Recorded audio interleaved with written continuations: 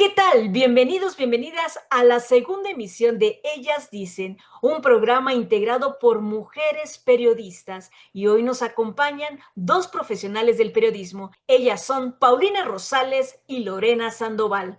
Con ellas hablaremos de dos temas. El primero es el caso de dato protegido, una invasión al derecho de la información, ya lo veremos.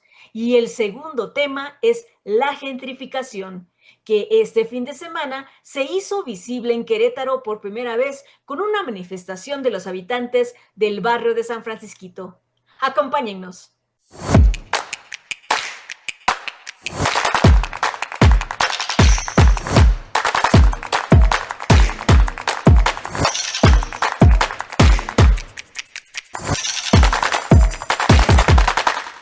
¿Qué tal? Pues bueno, iniciamos ya con este programa de Ellas Dicen y vamos a iniciar con un tema acerca del llamado dato protegido por un caso en particular que se está dando, que se dio en las redes sociales por un asunto de una ciudadana que habló sobre, dio su opinión sobre un matrimonio de diputados, pero quien tiene la idea completa es Lorena Sandoval. Lorena, cuéntanos qué pasó. Hola, muy buenas tardes. Espero que todos estén súper bien. Muchas gracias por estarnos viendo desde sus hogares o desde donde puedan. Este es un espacio muy padre para debatir algunos temas como este.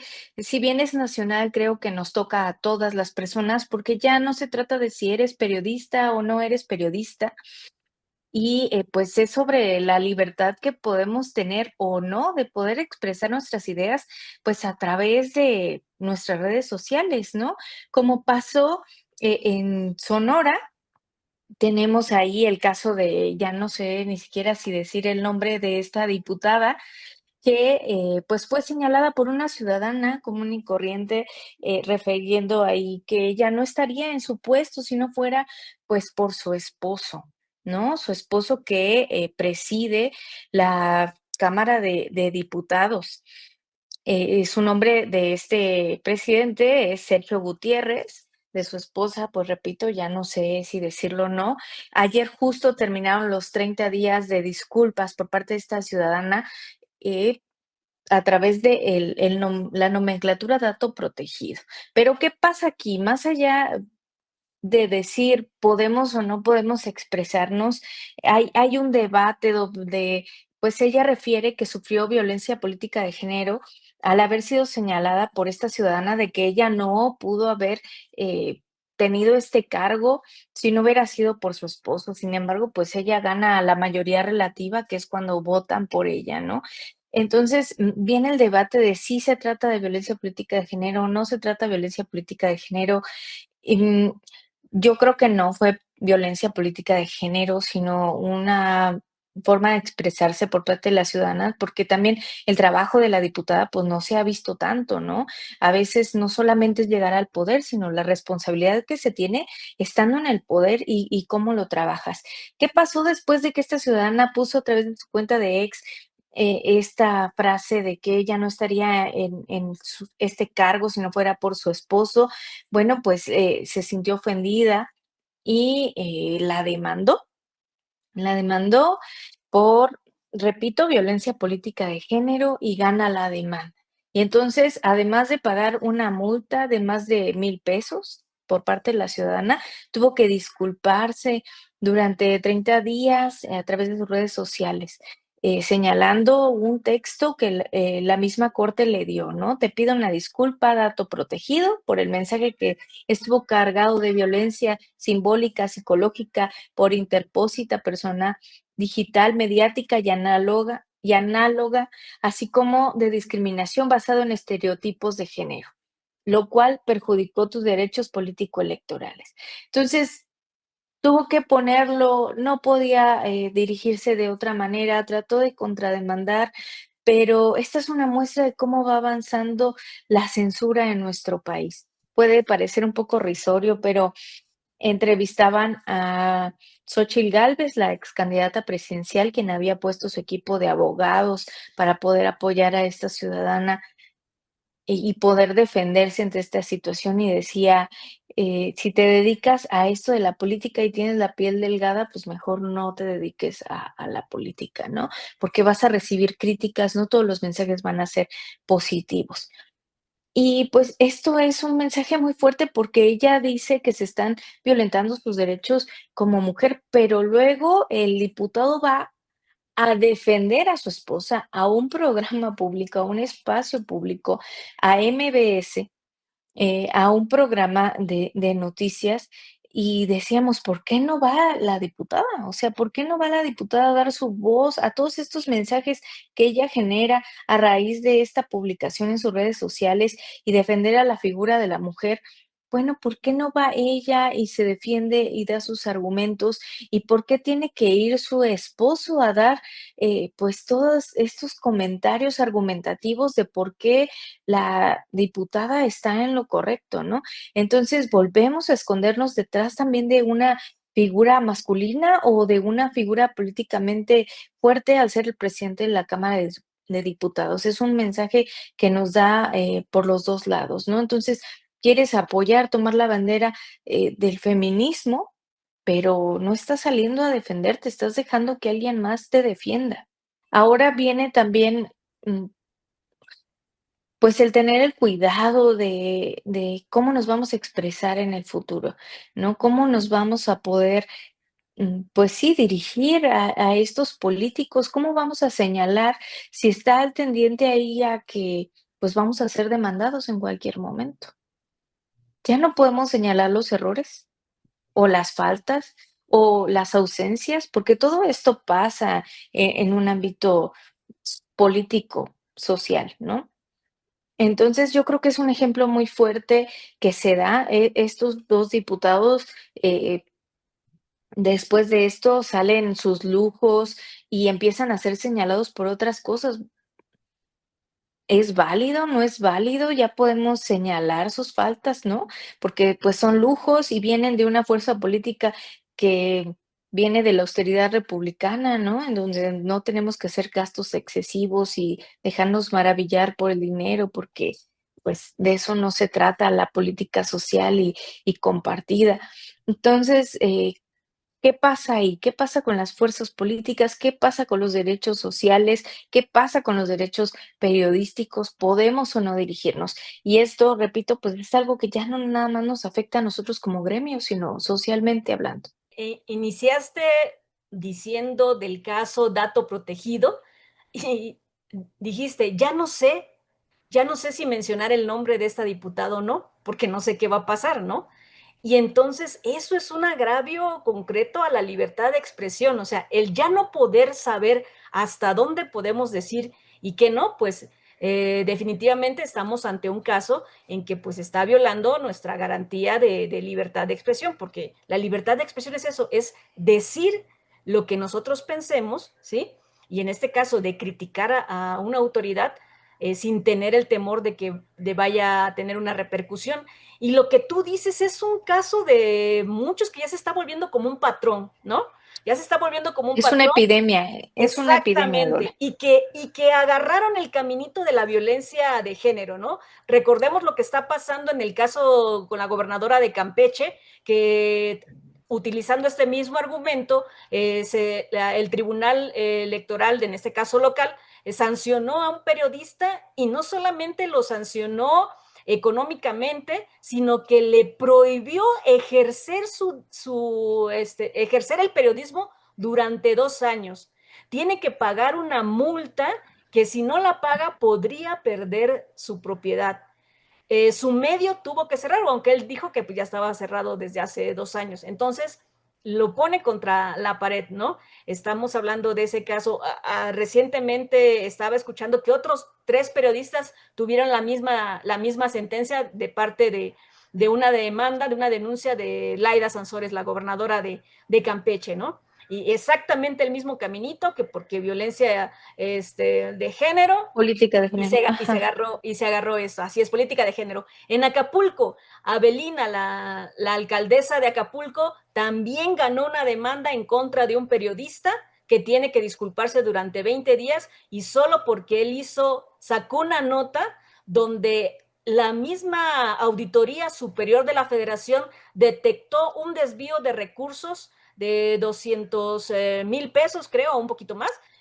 No recuerdo la cantidad, pero la misma, lo sacó el dato directamente de la Auditoría Superior de la Federación y lo expuso en su medio. Pues tomó Avelina el caminito de la violencia política de género. Entonces ya es un caminito que están tomando diversos políticos, diversas figuras políticas que deben de estar acostumbradas a, como tú dices, a recibir la crítica. Si son personas que ejercen una función pública, deben de estar acostumbrados y es más, deben de ser O acostumbrarse, dedicados Lola, o sea, o exactamente. acostumbrarse. Así es, al escrutinio público, a la crítica, a ser evaluados y pues no a la mínima provocación sacar estos argumentos. Lo triste del caso es que esto prospera porque precisamente los tribunales electorales pues ya no responden a una cuestión autónoma, ya son parte de, y lo estamos viendo, ¿no? ¿Cómo es posible que un tribunal electoral federal falle en contra de una ciudadana, ¿no? Por ejercer Claro. su derecho? En el caso de los tribunales de Campeche, ¿por qué fallan en contra de estos periodistas?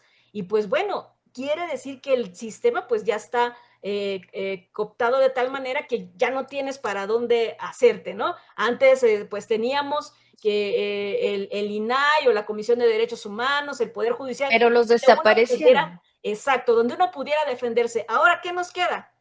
Y entonces, ¿qué? ¿Estamos viviendo en una censura mayor? ¿O es el mismo tipo de censura que hemos vivido a lo largo de décadas? ¿Tú qué piensas, Paulina? Hola, muy buenas tardes. Justo estaba pensando y tratando como de agrupar, porque son varios temas los que toca esta situación de dato protegido. Bueno, antes que nada, pues muchas gracias por la invitación. Para mí es un placer estar saludando a ustedes, Lola y a Lore. Y yo creo que aquí en este caso tiene como varias aristas, ¿no? Por un lado está qué era lo que exhibía esta ciudadana, que más allá de ser una situación del asociarlo como el cargo por el esposo, también se criticaban justo los lujos que tenía esta funcionaria pública, ¿no? Que ahí ya vemos la situación de la desigualdad y que justo esta como diferencia de clases que existe en el país, por un lado, pues esto lo hace evidente, ¿no? Por otra parte, también esta cuestión de la violencia política de género, yo pienso que siempre hay que justo como pugnar y tomar medidas para que justo cese la violencia política de género, ¿no? Que es algo real y no solo la violencia política, sino todos los tipos de violencia de género es algo que es real, ¿no? Veamos la cantidad de feminicidios, la cantidad de lesiones hacia mujeres. Sin embargo, creo que sí hay una distinción de a quiénes son las mujeres que reciben ese tipo de violencia, ¿no? Por ejemplo, México es de los principales países con mayor cantidad de transfeminicidios. Por otro lado, también justo mm, siempre hay una cuestión como de clase ligada a las víctimas de violencia. Entonces, creo que también hay que poner sobre la balanza qué tanta violencia se puede recibir, ¿no? Siendo que claro que pueden recibir, ¿no? Siendo una legisladora o teniendo un puesto público, a comparación de alguien que tal vez está en una situación mucho más precaria, ¿no? Y por otro lado, la tercera arista, que esto a mí me parece lo más preocupante, es que justo creo que no se trata solo de ver como la censura como esto, o sea, como nada más fue censura y ya, sino para que exista también violencia, tiene que existir una desigualdad como de poder, ¿no? Tiene que haber un desbalance, tiene que haber justo un opresor y un oprimido. En el caso de los ciudadanos, nosotros no contamos con la infraestructura, con la protección, tal vez el aval del Estado, por ejemplo, que sí tienen los funcionarios públicos, ¿no? Los funcionarios públicos forman parte del Estado. El Estado, pues, es de manera sistemática, pues, violador de derechos humanos y de alguna manera todas estas instituciones, el CNDH, etcétera, están ahí para protegernos de este abuso por parte del Estado porque se entiende que hay una desigualdad de poder. Ahora yo me preguntaría, ¿qué tanta situación de poder y qué tanta ventaja puede tener una ciudadana frente a una funcionaria pública, ¿no? Ya no solamente por ingresos, sino también por la capacidad de asesoría jurídica. Y aquí es donde me parece lo preocupante, porque justo no se trata de muchas maneras socialmente podemos incurrir en violencia política, bueno, en violencia de género, más bien, más que violencia política, violencia de género por nuestra cultura, porque seguimos teniendo una cultura muy misógina, muy patriarcal, etcétera. Sin embargo, ¿qué se gana denunciando a un ciudadano? O sea, realmente eso va a eliminar la violencia política de género, que también quienes más ejercen son justamente políticos y son justamente los partidos a veces a los que pertenecen las mujeres, ¿no? Entonces, eso a mí me parece muy preocupante, que justo se borre esta distinción de que los ciudadanos somos iguales al Estado, porque no lo somos. Los ciudadanos no podemos violar derechos humanos, por ejemplo, el Estado es el único que lo hace. Entonces, a mí me parece muy preocupante eso que se quite de alguna manera y que justo esta resolución de justicia lo que haga es ahora sí como tratar de engañarnos un poco y pensar que nosotros podemos cometer faltas, o sea, los ciudadanos pueden cometer faltas iguales a los funcionarios públicos, ¿no? Eso no es cierto y eso sí me parece preocupante y creo que pues sí hay algo que podamos hacer y eso pues es organizarnos, ¿no? Como ciudadanos y también pues justamente pues no dejar que esta situación se vaya prolongando, ¿no? Yo creo que ahí es lo que yo como concluiría, que justamente yo creo que tendremos que pensar de qué manera podemos organizarnos para justamente evitar que existan otro tipo de resoluciones que no solamente atentan a los periodistas, ¿no? Sino a la población en general. Atenta contra la población en general, pero, y que bueno, el caso de Carla Estrella, que es esta ciudadana que tuvo esta mala fortuna de opinar y ser denunciada, pues queda como, es que tú dices, Paulina, que ¿qué ganan? Ganan eso, ganan censurar, o sea, abusar de su figura, de ser figuras públicas, a abusar de que tienen el poder político y utilizar malamente esta figura de la violencia política de género. Eso es lo triste, ¿no? Que lo utilizan para callar, para censurar, para advertir. Porque vuelvo y me llamó mucho la atención cómo iniciaste, Lorena. O sea, ya no sé si decir el nombre o no de esta diputada, ¿no? Que es Diana. Claro, Entonces, y es verdad. entonces es esto, ¿no? De que dices, o sea, ¿lo digo o no lo digo? ¿Por qué? Porque precisamente están logrando eso. O sea, no es necesario que censuren a toda la población, no es necesario que sancionen a un periodista o dos o tres, sino que eso ya va permeando en la sociedad o en nosotros, en el gremio, que somos los que utilizamos la información, que nuestro ejercicio periodístico también nos incluye la crítica y la observación, en tener que autocensurarnos y eso no es posible. Quiere decir entonces que estamos cayendo en un régimen donde la libertad de expresión se está coartando, ¿no? Y qué triste que la figura de violencia política de género que tuvo su razón de ser, que tiene su razón de ser, de precisamente quitarle esa opresión a las mujeres que intentan incursionar en la política para tener las mismas oportunidades que los hombres que también están luchando por un cargo público o están ejerciendo un cargo público, pues se tenga que ahora que devaluar y utilizarse para censurar, para callar. Lorena, ¿cómo cierras? Pues es una muestra de poder, es una muestra, justo como decía Pau, de el poder y la desigualdad que existe, y es decir, yo soy diputada o tengo un puesto político de rango y puedo acabar con quien quiera, ¿no? Prácticamente, porque sí, efectivamente sí nos lleva a eso y no tenemos que normalizarlo. Decir, yo ya no sé cómo va a tomar mis comentarios, yo ya no sé cómo va a actuar, si estoy bien, si está mal, ¿no? Y es una pena y es también un retroceso en la democracia, porque entonces ya no podemos analizar, ya no podemos entrar más a fondo. Y pues sí, es un llamado a la conciencia, incluso desde las autoridades, que sepan que los cargos no son para siempre, no son definitivos. Hoy están ahí, pero el trabajo que hagan dentro de sus puestos nos va a beneficiar o nos va a perjudicar a la población. Si están ahí, tienen que hacerlo mejor para cambiar al mundo, pero para mejorar, o sea, para mejorar, para poner a las sociedades. Y efectivamente, ojalá no hubieran desaparecido o se vuelvan a crear, es un sueño utópico, ya lo sé, estos organismos desconcentrados que nos ayudaban a evaluar a los funcionarios, incluso a tener armas, ¿no? A tener esa humildad, yo creo, por parte de los políticos de aceptar cuando están haciendo las cosas bien y cuando no las están haciendo bien. Y vamos a un segundo tema que nos ofrece Paulina Rosales, que es precisamente otro tema candente y de debate, ¿no? Donde se dividen opiniones y que es la gentrificación, un fenómeno que está presente en muchas latitudes, en muchas ciudades del mundo y que este fin de semana pues vivió su expresión de estar en contra aquí en Querétaro. Paulina, ¿de qué se trató? Cuéntanos. Pues justo estaba pensando como en algún título para escribir algunos apuntes, pero justo yo pienso que para iniciar, creo que sería importante ver la gentrificación más allá del incremento en el costo de la vivienda, ¿no? ¿A qué voy con esto? Bueno, como mencionabas, el 8 de agosto Querétaro tuvo su primera protesta anti-gentrificación. Esto de alguna forma hace eco de estas manifestaciones que han tenido lugar en la Ciudad de México desde el 4 de julio.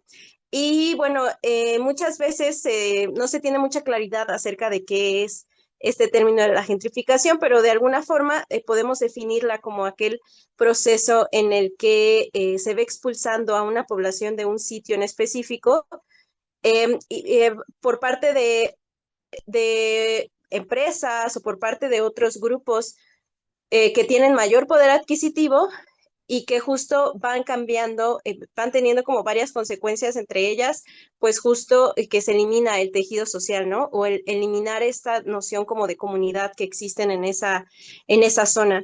Y se va propiciando justo el desarrollo de ciertas industrias como el turismo, incluso el comercio, los servicios, y esto a su vez pues hace que exista un incremento en los precios de servicios como el agua, el predial, la luz, etcétera. Y pues esto a largo plazo pues va haciendo que las personas dejen su lugar porque es imposible seguir pagando, seguir viviendo ahí.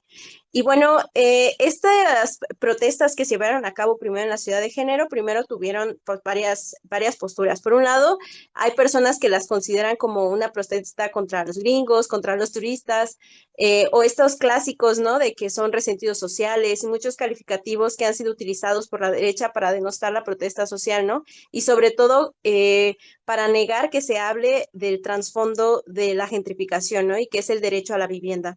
Y bueno, incluso me gustaría comentar que en las últimas marchas de la Ciudad de México, el Frente Antigentrificación reportaba que hubo policías infiltrados, ¿no? Lo que también devela la postura que mantiene Morena, que es el partido en el gobierno, ante estas exigencias cada vez mayores de regular el mercado inmobiliario, ¿no? Aquí en la ciudad de Querétaro, ¿cuál es el panorama? Por un lado, pues el barrio de San Francisquito desde hace varios años ha estado pues manteniendo un movimiento para luchar contra la gentrificación. En el 2024, después de mucha organización y mucha lucha por parte del barrio de San Francisquito, se logró que este sea considerada como dentro del catálogo de pueblos indígenas del INPI y es considerado un pueblo indígena urbano, ¿no? Muchas veces se tiene como en el imaginario colectivo que hablar de comunidades indígenas es justo, ¿no? En la lejanía, en las montañas, en la sierra, pero pues esa también es de alguna forma como una forma en la que se nos ha impuesto esta identidad como mestiza, ¿no? O de esta identidad nacional. Y pues la mayoría, por ejemplo, de los mexicanos no hablamos una lengua indígena, ¿no? Y no es porque no tengamos esta ascendencia, sino porque pues se nos fue borrada, ¿no? Y se nos fue borrada pues a través de la violencia. Y algo que comentaban mucho en esta manifestación que me parece muy importante es que mencionaban que justo se vendía la gentrificación como un sinónimo de progreso, pero en realidad es un proceso de despojo, por esta cuestión que les comentaba, ¿no? Y bueno, la Confederación del Barrio de San Francisquito, quien es justo quien ha estado organizándose y pues hacen asambleas vecinales y hacen mucho trabajo, ya sea para mantener este tejido social en la comunidad y sobre todo también luchar contra estas contra estas como, por ejemplo, cuando se les quita la seguridad pública, ¿no? De que los policías no entran ahí porque es muy inseguro, pero finalmente, pues, ¿para qué están los policías, no? Se supone que si Querétaro es de las ciudades más seguras, pues entonces tendría que actuar, ¿no? Y tendría que estar vigilando y tendría que estar, pues, teniendo justo pues, la vigilancia que hay en todos lados, ¿no? Y esto también lo mencionan los del barrio de San Francisquito como una forma en la que se les despoja, ¿no? Por un lado se genera esta idea de que es muy inseguro, empiezan a encarecer los servicios y las personas tienen que irse, ¿no? Después de estar viviendo años. Y bueno, a todo esto voy porque se piensa que solamente tiene que ver con el costo en la vivienda, que eso es lo que declaró el gobernador Mauricio Curi, pero creo que su declaración pues se nota muchísima ignorancia en el tema, ¿no? Y también creo que es la clásica postura de un empresario, ¿no? Decir que este tema pues no es relevante, ¿no? También me llama mucho la atención cómo menciona esto de que no es un tema nuevo, como si esto denostara un poco la importancia del asunto o la importancia como de las preguntas que le hacen cuando pues finalmente, si no es un tema nuevo, pues eso devela que es una problemática que ni siquiera se ha atendido por las autoridades, ¿no? Y de alguna manera pues revela la misma incompetencia del Estado para estarlo regulando, ¿no? Y bueno, revisando justo datos de cuál es el precio de la vivienda en Querétaro, en este 2025 eh, fue catalogado como la tercera entidad más cara para adquirir una vivienda. Esto de acuerdo justo con el índice de precios de la vivienda de la Sociedad Hipotecaria Federal. Los precios en promedio en Querétaro de las viviendas son más de 2.350.000 pesos. La Ciudad de México es el primer lugar desde hace mucho tiempo, ¿no? Y también como por una obviedad de más de 3 millones, casi 4 millones de pesos, una casa en promedio en la Ciudad de México. En segundo lugar está Baja California Sur, ¿no? Y bueno, yo creo que Querétaro sea parte de este top 3, que es el lugar número 3 de las viviendas más caras. Creo que justo ya revela que la problemática pues es muchísimo más grave de lo que están reconociendo las autoridades. Y solo para ir cerrando y darle paso también a sus comentarios, pensaría como justo, les comentaba al inicio que el trasfondo de esto es justo el derecho a la vivienda, ¿no? Muchas veces se piensa que se habla de gentrificación y es, solamente como que todos formamos parte de ella, ¿no? Y todos lo estamos propiciando porque compramos en esos cafés o porque están consumiendo en tal lugar, ¿no? O porque deciden irse, o sea, pero finalmente, pues quienes están teniendo el papel principal en todo este proceso es justamente la clase empresarial y pues el gobierno, porque el gobierno es quien tiene que regular el mercado inmobiliario, ¿no? Pero es quien da los permisos, quien da facilidades para que los empresarios puedan hacer sus inversiones. Entonces, que este problema exista, pues es justamente una causa directa del abandono del Estado al tema, ¿no? Y también recordar que pues este es un problema estructural, ¿no? ¿Cuántas generaciones no batallamos por adquirir una vivienda en todo México, incluso en todo el mundo? Y creo que eso también devela que pues no es de que no le echen gana a las personas, no es que no trabajemos mucho, ¿no? Al contrario, sino que el Estado está ejerciendo toda esta como desigualdad y finalmente pues el derecho que tenemos, el derecho humano a la vivienda pues no está siendo atendido. Y eso me parece una problemática que es muy importante mencionar y no perder de foco, que el trasfondo, la gentrificación es primero un trasfondo de desigualdad, un trasfondo de clase, en donde justamente son como los burgueses quienes llegan a apropiarse de propiedades, de estas como casas tal vez viejas, ¿no? Que las hacen comercios y que de alguna manera desplazan a las personas que vivían en los centros históricos o en otras zonas, ¿no? Como aquí en Querétaro también podríamos verlo lo que se ha intentado hacer en el Tepe, o incluso con la actitud La Victoria, ¿no? Que también fue una de las amenazas hacia el barrio de San Francisquito. Y pues nada más para ir concluyendo, pues justamente creo que como en el ejemplo anterior, pues algo que nos puede ayudar mucho es justamente pues organizarnos y también seguir fomentando este sentido de comunidad, ¿no? No olvidar que pues tenemos derecho a existir, que tenemos derecho a habitar en donde deseemos y que justamente el protestar y organizarse pues no es ningún delito, ¿no? Al contrario, es un derecho que tenemos todas las personas. El tema de la gentrificación es un tema que da para mucho. Yo creo que se nos va a acabar el tiempo en este tratarlo, porque tienen diferentes aspectos, ¿no? Hay algunos que lo ven como positivo, que lo ven como desarrollo, otros lo ven como simple desplazamiento y control del capital, ¿no? Pero como inicié en la presentación, o sea, la gentrificación es un problema que está presente en todo el mundo, y eso no demerita o no es decir, pues existe, si es mal de muchos, consuelo, no. Quiere decir que hay que atenderlo, ¿no? Es como si estuviera el elefante en la sala y hay que decir que existe y hay que quitarlo de enfrente y hay que abordarlo, ¿no? Y se han hecho muchas cosas al respecto para que se elimine, ¿no? La Ciudad de México están haciendo algunas acciones, tal vez como regular ponerle un tope a las rentas. Se está viendo la posibilidad también de regular la normatividad de las aplicaciones de, por ejemplo, de estas que rentan por tiempos, ¿no? Y entonces se están haciendo una serie de cosas en diversas partes del mundo donde hay estos problemas, principalmente en las capitales, que pues sí se tiene que atender por ese desplazamiento. También está el asunto de las personas que son dueñas de ahí, o sea, no solamente es la intromisión de inmobiliarias rapaces que quieren apropiarse del centro histórico, en este caso, ¿no? Sino que existe un dueño y que pues ante el aumento de la oferta y la demanda, pues, o el aumento de la plusvalía, pues deciden vender o deciden rentar a un precio mejor porque pues está subiendo ese inmueble. Así es que tiene muchas aristas, pero la principal, coincido, es el asunto de falta de vivienda. Aquí en Querétaro, ¿hacia dónde se desplaza la gente? Hacia las afueras de la ciudad, pero si no hay vivienda, ni siquiera eso tienen.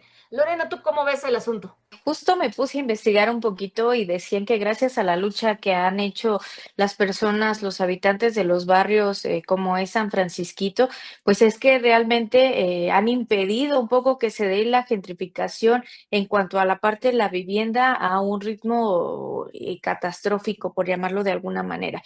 Pero mencionaban pues casos como La Cruz, donde pues hay una gentrificación terciaria que le llaman, donde se aplica para los comercios, ¿no? En donde las rentas a los comerciantes, bueno, pues han subido muchísimo de dinero, perdón, muchísimos montos económicos, por lo mismo que consideran de que como pues es una ciudad atractiva, pues hay dinero, ¿no? Y como marcan los estándares, los índices, hoy, por ejemplo, señalaban que Querétaro tiene uno de los mejores salarios del país y yo digo, pues en mi bolsillo no está, ¿no? ¿Qué está pasando por ahí?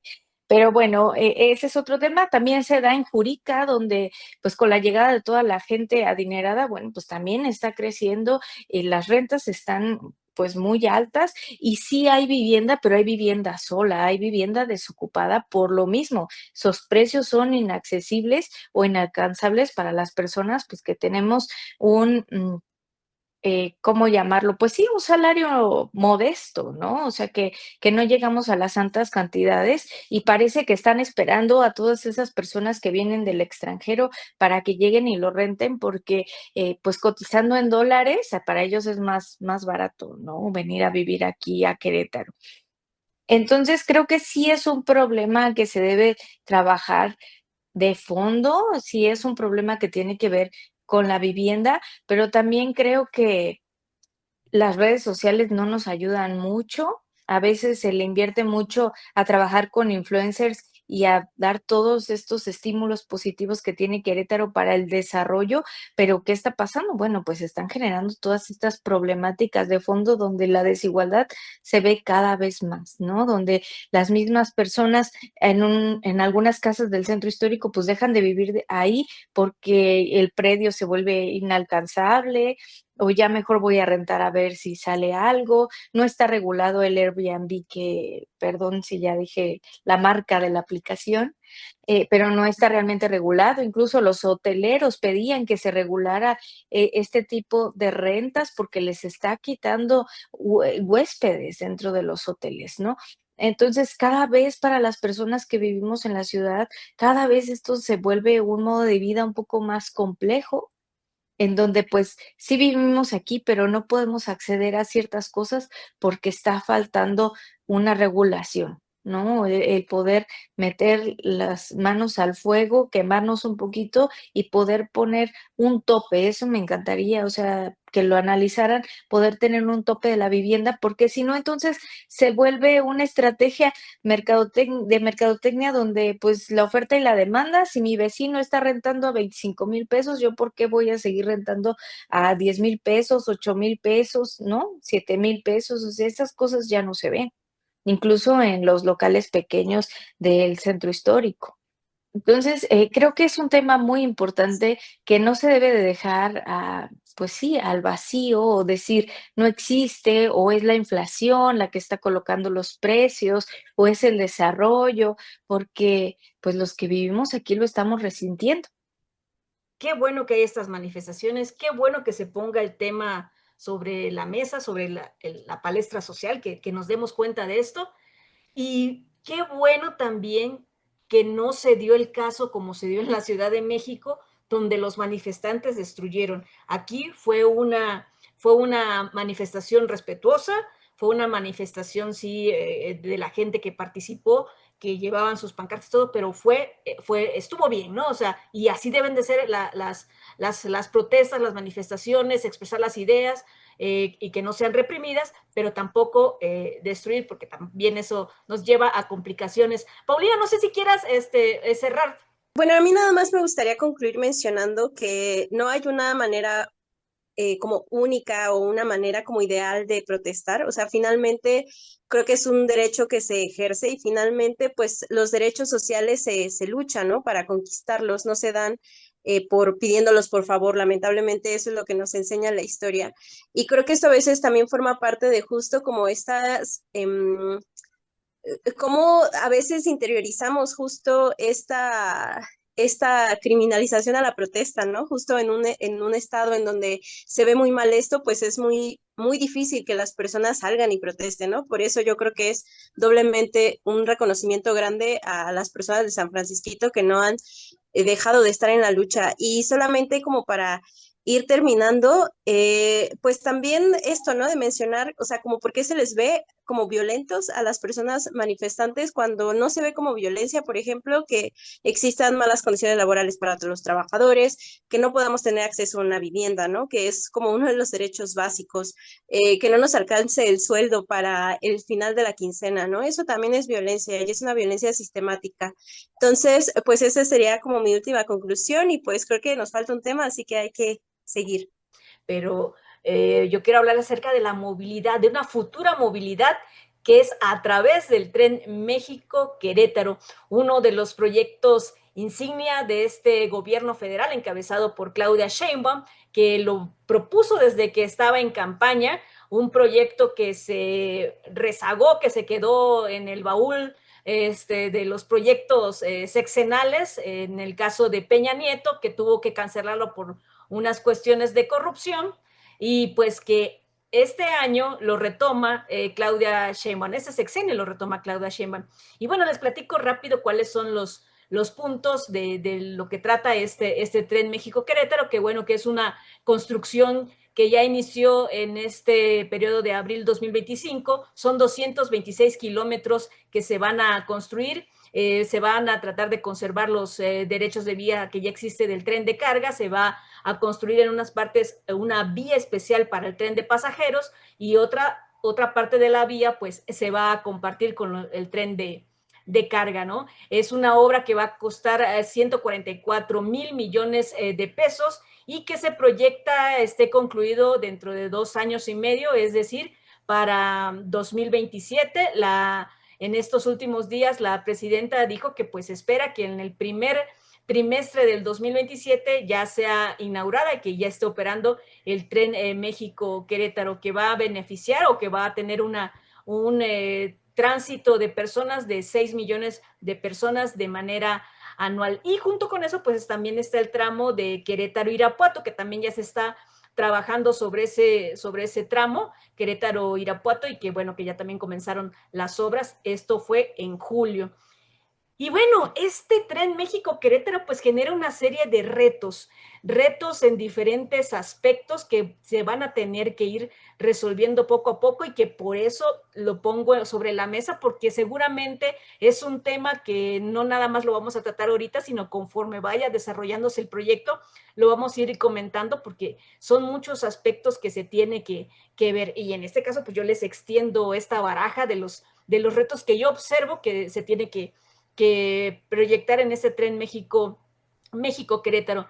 Lo primero es el asunto orográfico, que es lo más normal dentro de cualquier proyecto, que a pesar de que estén las vías ya algunas trazadas, que se va a ir sobre esa vía, pues hay que enfrentar algunos obstáculos que la misma orografía impone, sobre todo porque va en algunas partes ya sobre una mancha urbana, sobre todo cuando va a llegar a la Ciudad de México en la estación de Buenavista y aquí en lo que es la parte ya de entrar al municipio de Querétaro. Hay esas cuestiones que hay que salvar de la zona urbana, de qué manera se va a salvar, entonces va a ser uno de los grandes retos que se tienen que ver. La cuestión económica.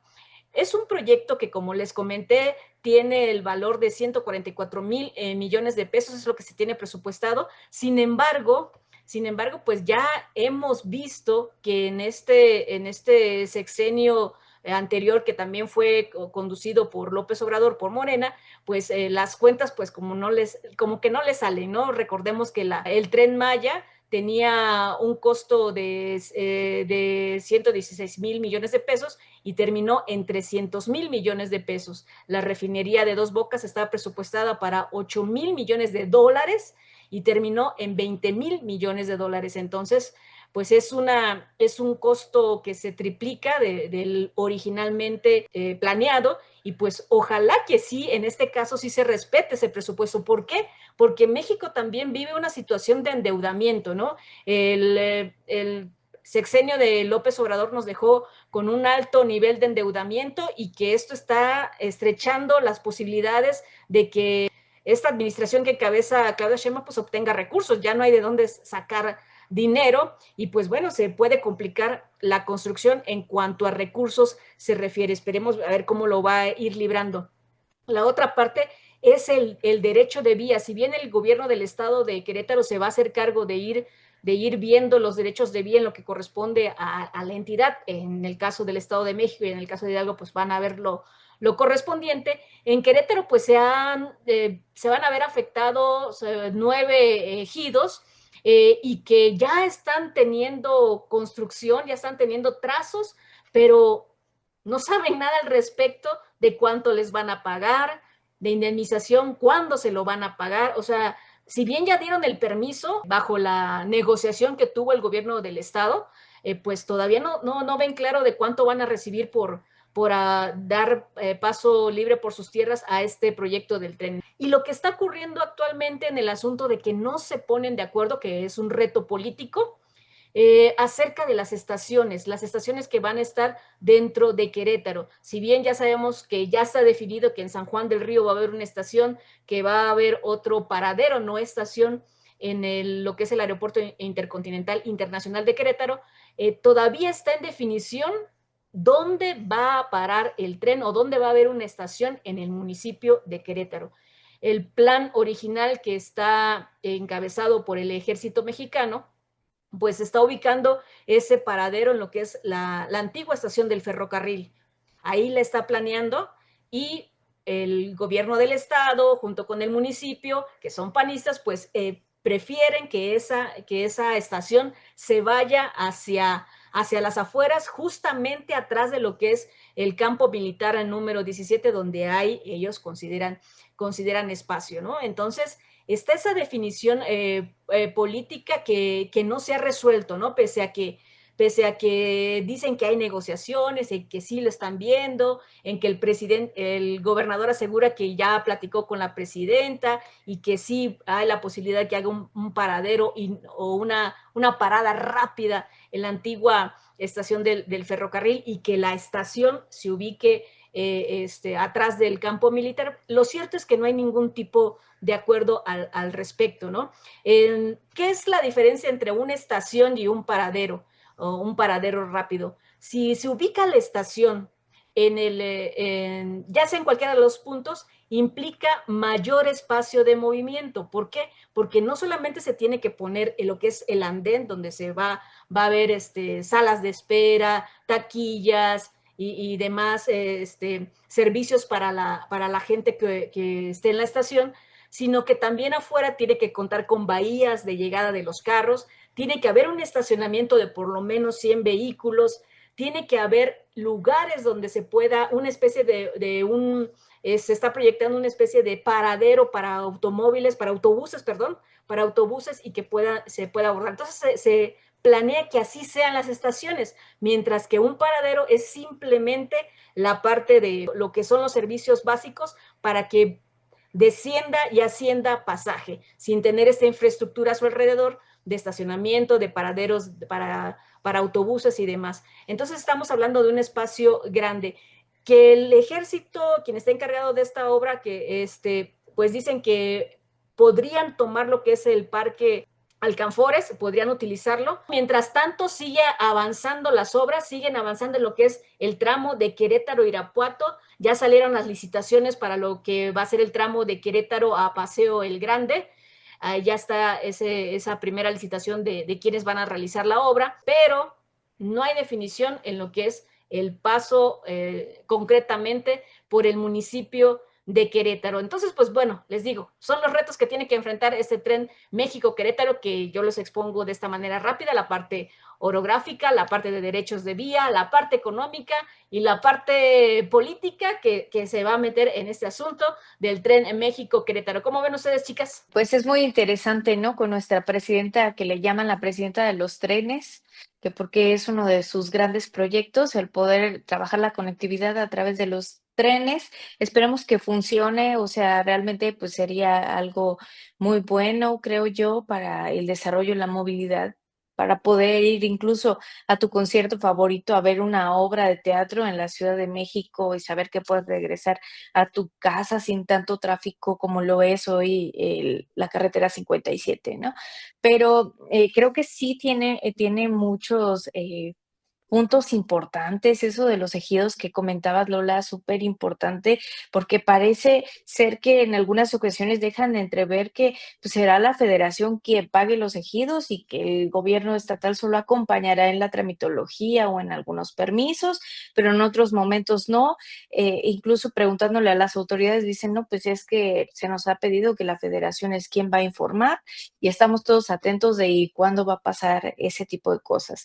Respecto de la parada rápida, pues sí, la vieja estación creo que implicaría invertir en infraestructura, pues, vial, ¿no? O sea, incluso arreglar las calles que se encuentran en los alrededores de la vieja estación del ferrocarril, buscar una manera de salir. ¿Qué pasa con el Tepe que está a espaldas de la vieja estación del ferrocarril y todo lo que esto va a implicar para las familias que ahí viven?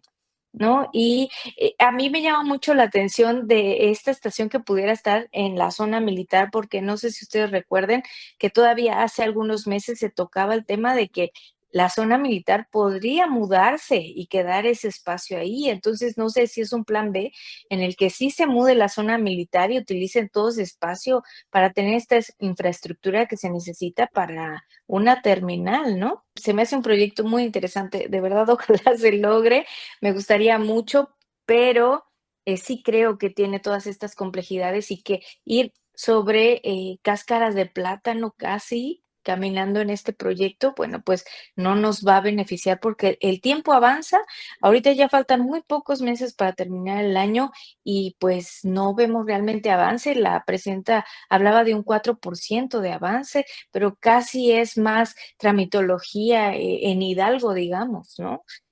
Que aquí en Querétaro propiamente. Seguramente sí se va a terminar, pero dudo que se vaya a terminar en los 2 años con 6 meses que se está proponiendo. Yo creo que va a llevar más tiempo. De hecho, algunos expertos decían que se puede llevar hasta 7 años en realizarse. Creo que coincido con ustedes como en la necesidad de que tiene que haber como en el aspecto de la movilidad, pero creo que también se nos pasa algo. O sea, por un lado, creo que no solamente los accidentes, ¿no? Incluso ayer hubo uno de una motocicleta autobús de pasajeros por Tepozotlán. Entonces, no solamente son las horas de tráfico, también la pérdida de vidas humanas, el riesgo.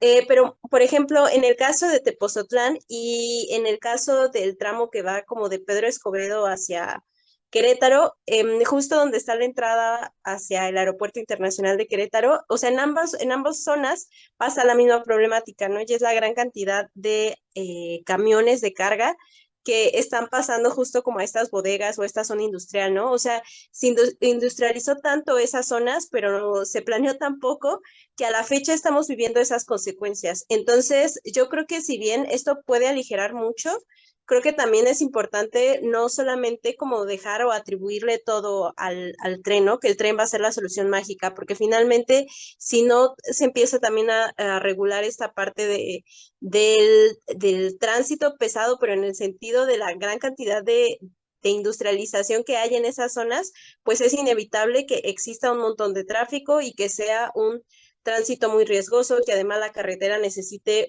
pues reparación a cada rato justo por el peso que tienen estos vehículos y también pues justo muchas veces en las condiciones en las que están manejando, ¿no? Los trailers y los camiones. Eso creo que también sería un reto a la movilidad, que si no se atienden como estas zonas, por ejemplo, que están pues ya desbordadas, el problema se va a seguir acumulando, ¿no? Porque finalmente pues si se tiene una idea de expansión de la ciudad y de las ciudades y de los municipios, esa va a ser una consecuencia a la que se van a tener que enfrentar las autoridades. Bueno, chicas, muchísimas gracias por su aportación, por abordar estos dos grandes temas. Y a usted que nos está viendo, que nos está escuchando, no lo dude, ¿eh? Puede comentar ahí, pónganos sus comentarios, dele like, comparta y pues sigamos difundiendo la información que se genera aquí en el estado de Querétaro, analizándola con profesionales del periodismo, todas mujeres y ellas dicen y dicen bien. Hasta la próxima.